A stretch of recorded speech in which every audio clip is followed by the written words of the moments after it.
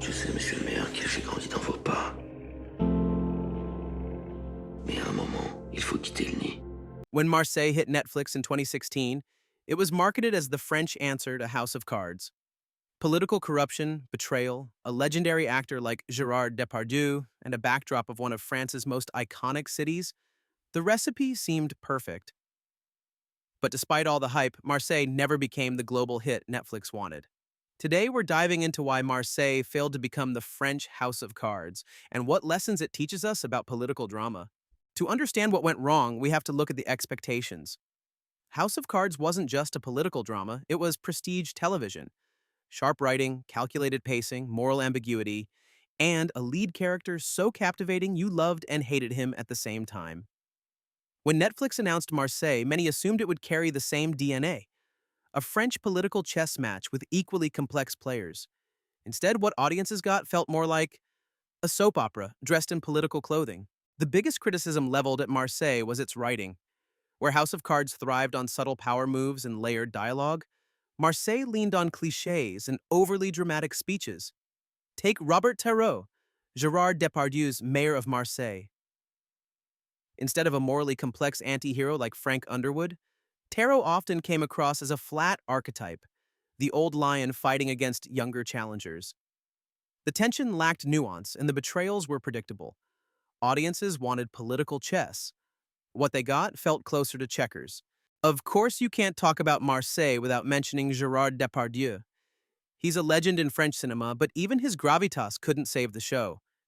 Critics argued that his performance felt theatrical in the wrong way, too big for a series that needed sharp subtlety. Meanwhile, the younger rival, Lucas Bars, played by Benoit Magimel, was meant to represent the ambitious new generation. But their dynamic lacked the razor's edge tension we saw between Frank and Claire Underwood. Instead of two chess masters, it felt like a scripted rivalry we'd seen before. Then there's the issue of tone. House of Cards was sleek, minimalistic, and dark. It looked and felt like a thriller. Marseille, on the other hand, tried to mix gritty politics with melodrama, and the clash was jarring. The show didn't know if it wanted to be a political critique, a family drama, or a crime series. Instead of one strong identity, it spread itself thin, and in doing so, lost the sharp edge that defines great political dramas. There's also a cultural factor. House of Cards tapped into a uniquely American obsession with Washington politics and the myth of power behind closed doors. Marseille, by contrast, tackled local French politics in a way that didn't always translate globally. While Marseille is a fascinating city with corruption, organized crime, and vibrant culture, the show failed to make those local dynamics feel universal. International audiences didn't connect with the stakes because the storytelling didn't make them feel global. When it premiered, Marseille was heavily criticized by both French and international critics. Words like predictable, dated, and melodramatic appeared again and again. Even French audiences, who might have been more forgiving, largely rejected it.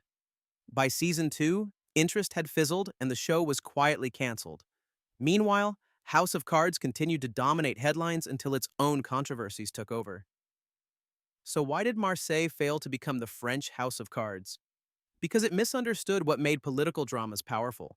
Strong writing, layered characters, and consistent tone weren't just missing, they were replaced with cliches and soap-level theatrics. But perhaps that's the real lesson. You can't copy-paste success. House of Cards worked because it was authentic to its culture, its politics, and its storytelling style. For Marseille, the attempt to imitate rather than innovate ended up sealing its fate. And yet, as flawed as it was, Marseille remains a fascinating case study in Netflix's global strategy. Sometimes ambition isn't enough, execution is everything.